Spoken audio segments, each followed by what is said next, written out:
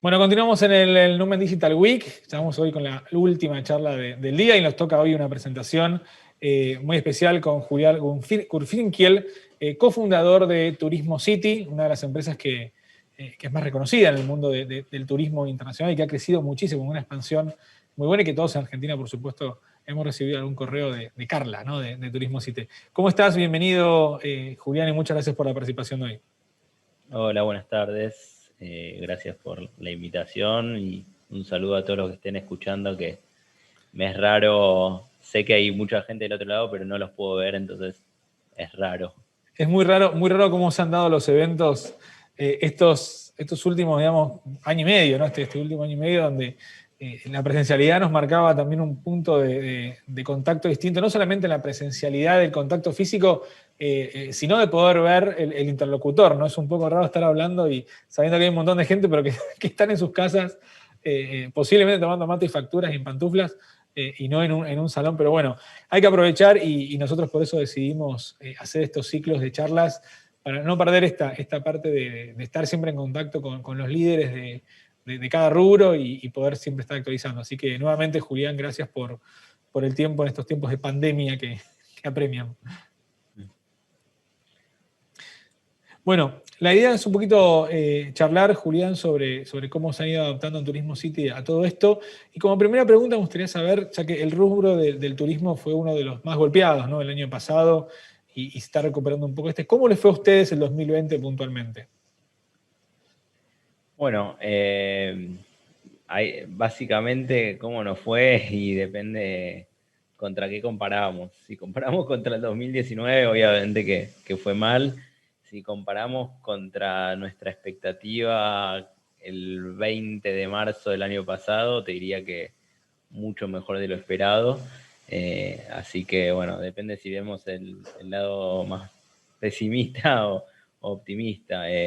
En resumen, pudimos surfear la crisis terrible que vivió el rubro, pudimos hacer un montón de cosas, trabajar en el producto, reinventarnos, aprender, mejorar las formas de trabajo, expandirnos, de todo. Así que el saldo dentro de todo, lo malo que pudo haber sido, lo vemos muy positivo. Obviamente si me das para elegir, prefería que Claro. sea un año sin pandemia, más allá obviamente de todo lo malo que conlleva. Digo, a nivel negocio, hay empresas que hasta quizás les fue mejor de lo que hubiese sido sin pandemia, en nuestro caso, y creo que en la gran mayoría del rubro, obviamente fue peor, pero bueno, con esto que decía, con muchos aprendizajes, con equipo fortalecido y un montón de cosas.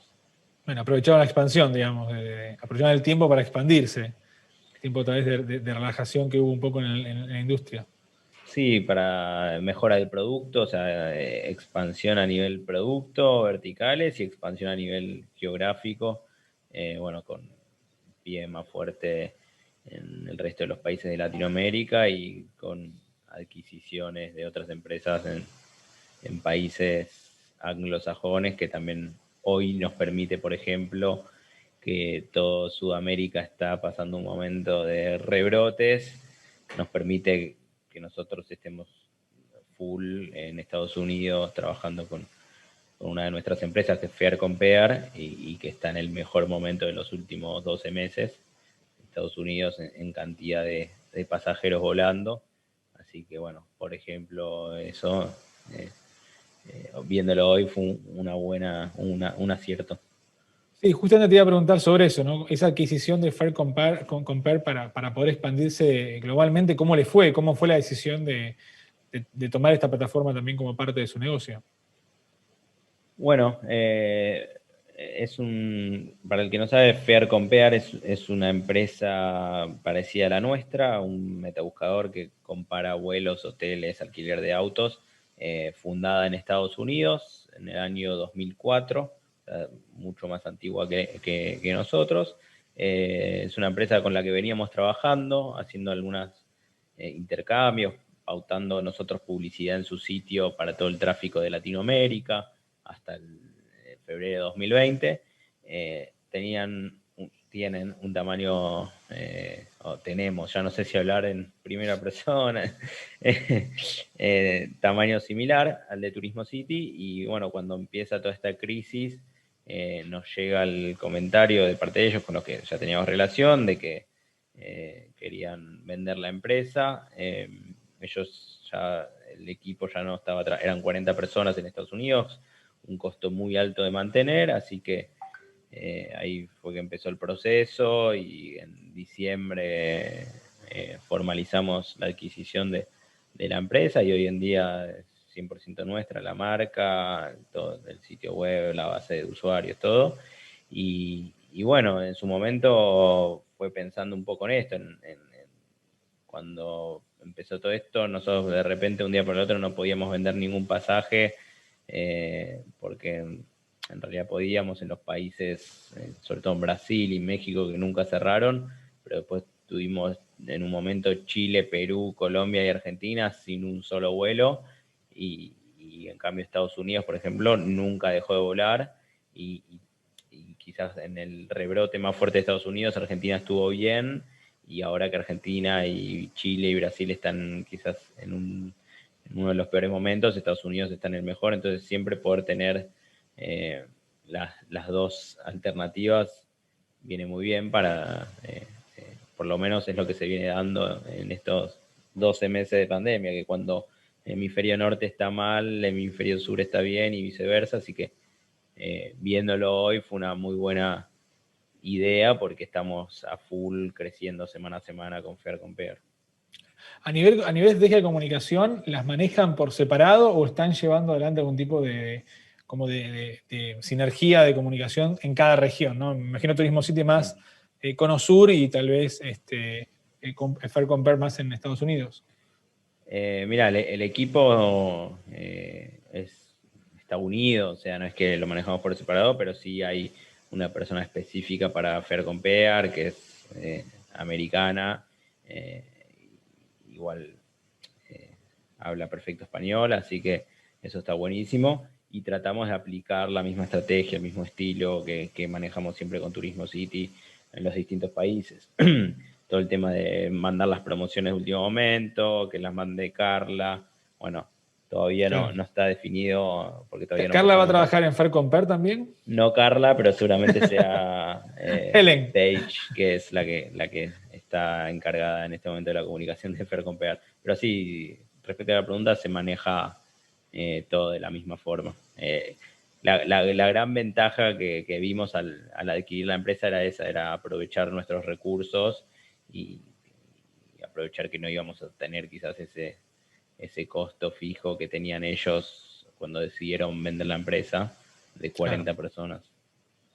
Claro, poder compartir recursos con Turismo City tal vez y reducir ahí costos operativos. Exactamente. Bien. Haciendo un análisis un poco más digital, Julián, ¿qué métricas o qué fue lo que más se vio afectado y cuáles podrían haber mejorado en este último año? Dentro de lo que tiene que ver, obviamente, con el comportamiento de los usuarios, ¿no? Y mira, tenés por un lado todo lo que es, bueno, vuelos internacionales. Directamente algunos se dejaron de vender a destinos que ni siquiera aceptan turistas, con fronteras cerradas.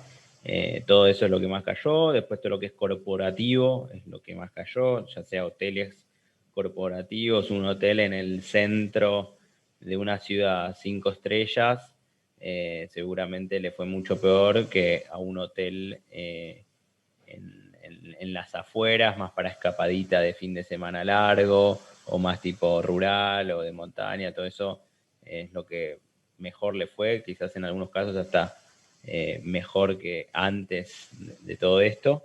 Y después sí, rubro, o sea, otros verticales dentro de turismo que le fue muy bien es todo lo que es alquiler temporario. Airbnb presentó unos resultados muy buenos. Alquileres de autos le fue muy bien.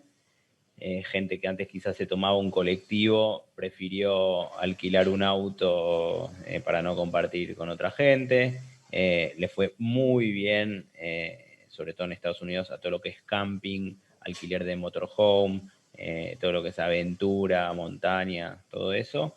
Eh, Así que bueno, bueno, ni hablar seguro asistencia al viajero, o sea, ahora casi que no existe viajar sin sacar un seguro de viajes. Eh, Así que hay de todo, mismo dentro del rubro de turismo hay algunos que le fue bien y hasta mejor que antes. Y otro ¿Y qué que le cambios? fue muy bien, perdón, en la mayoría de los países es lo que es vuelos domésticos, o sea, las aerolíneas que quizás se dedicaban a hacer solo vuelos de domésticos o que en su mayoría hacían vuelos domésticos, se vieron mucho menos afectadas que quizás las del long haul que hacían vuelos que cruzaban todo el mundo. No sé, por ejemplo, un JetSmart hoy en Argentina está volando más que antes de la pandemia. O sea, en febrero voló más que en febrero del año pasado, por ejemplo. Wow, qué dato, ¿no? Porque o sea, más allá de que es verano y febrero es una época donde la gente viaja, se sigue en pandemia, que una low cost haya tenido más bien es un indicador también de cambio de comportamiento, ¿no? Los consumidores, que justamente te iba a preguntar sobre eso, ¿qué podían identificar, ¿no? de esos cambios? Sí, justo eso es un caso en el que lamentablemente no existen más algunas aerolíneas en Argentina Sí. y ese mercado lo tomó JetSmart. Tenés lo que era Norwegian y LATAM, que LATAM indirectamente muchos se pasaron a JetSmart como alternativa a aerolíneas argentinas y Norwegian directamente la adquirió la operación JetSmart y bueno, también Andes. Entonces ¿Y lo que Flybondi? hacían Flybondi sigue, pero no está todavía con el volumen En que los tenía niveles. antes, porque devolvieron algunos aviones, estaba operando con 5 aviones, había llegado a tener en camino un séptimo avión cuando empezó todo esto, y hoy está operando con, si no me equivoco, tres o dos. Entonces, bueno, supongo que si viene bien con estos 3 o 2 van a seguir sumando, pero JetSmart sí tenía los aviones, si no me equivoco también está operando con aviones de Norwegian, así que eso le permite. Pero en otros países también, por ejemplo, en Brasil, Azul, que es una aerolínea que Sí, vuela local. mucho doméstico, también en sus presentaciones de diciembre y enero, mencionaron un 90% de pasajeros con respecto al año anterior, así que Uf, casi igual, pero en doméstico, o sea, en claro, internacional obviamente mucho más bajo. claro. ¿Y qué cambios principalmente vieron, ¿no? en el comportamiento de los consumidores en este periodo? Bueno, lo más importante, bueno, menos anticipación. Hoy en día, ya antes el argentino sobre todo, o chileno también, compraban con mucha anticipación los viajes internacionales. Hoy quizás esperan más, que no haya Sobre tanta ahora. incertidumbre y prefieren comprarlo 2 semanas antes, 3 semanas antes. Antes el promedio era 100, 120 días. Hoy es como que todavía no sabes si vas a poder viajar a ese destino, entonces se achicó muchísimo esa anticipación. Después el tema de la flexibilidad a la hora de comprar, opciones que tengan cancelación gratuita o cambios gratuitos o sin penalidad, todo eso súper importante, así que diría que esas dos cosas como principal, menos anticipación y posibilidad de cambios. Bien. Y por último, Julián, como para cerrar, ¿qué expectativas tiene Turismo City? Y bueno, vamos a agregar la pregunta Fair Compare, ¿no? Para este 2021. Y mira, yo estoy optimista con que este rebrote sea mucho más corto que lo que fue el año pasado, que sea algo que, no sé, Brasil ya en estos días se empieza a ver la recuperación, lo mismo con Chile que tiene mucha gente vacunada y eso ya permita que la gente vuelva a viajar con toda, como pasó en octubre, noviembre, diciembre, que mucha gente viajó, ya sea interno o al exterior, y ya después con Estados Unidos todo vacunado y con más vacunas acá, yo creo que ya cuando la gente está vacunada y con los pasaportes de vacunación o sin, ahí va a haber como, hay unas ganas acumuladas de viajar que la gente, cada persona que hablo me lo dice. Y después con las nuevas tendencias que nos favorezcan, por ejemplo, mientras se mantenga todo lo que es trabajo remoto, mucha gente va a tener la posibilidad de viajar y trabajar al mismo tiempo, de irse 2 semanas a alguna cabaña en Bariloche y trabajar desde ahí, entonces te abre posibilidad de hacer muchos más viajes que antes, así que sobre todo nuestro perfil de usuario, que es un usuario más tirando a joven. Claro, más Que quizás, aventurero. ¿cómo? Más aventurero también. Sí. Siempre apuntamos a ese público, así que hoy eso quizás nos beneficia también un poco. Así que la expectativa es buena dentro de todo. O sea, obviamente uno ya aprendimos con todo esto que es imposible planificar, porque después de un día para el otro te cierran un país, como acaban de hacer con Chile, o puede pasar en Argentina en cualquier momento. Pero siempre, por suerte, mantenemos el optimismo, pero bueno, con los pies en la tierra también, de saber moverse rápido para surfear las crisis estas. Bien. Buenísimo, Julián. Bueno, tenemos una pregunta del público. Vero Díaz pregunta, bueno, una pregunta muy aspiracional, ¿no? Si van a venir más low cost a Argentina. ¿Qué pensás o qué datos tenés? Qué pregunta. Yo creo que hay una oportunidad de una aerolínea más. No sé si low cost, hoy ya la diferencia entre low cost y no low cost ya no es tan, no es tan grande. Se rumoreaba, no se rumoreaba, había pedido en su momento Viva, Viva Colombia, Viva Aerobús, había pedido algunas rutas a Argentina, después, a ver, alguna de las brasileras podría llegar a interesarse. Hoy la veo difícil, la verdad, porque lamentablemente la experiencia de las que vinieron de afuera, como Norwegian, no fue buena.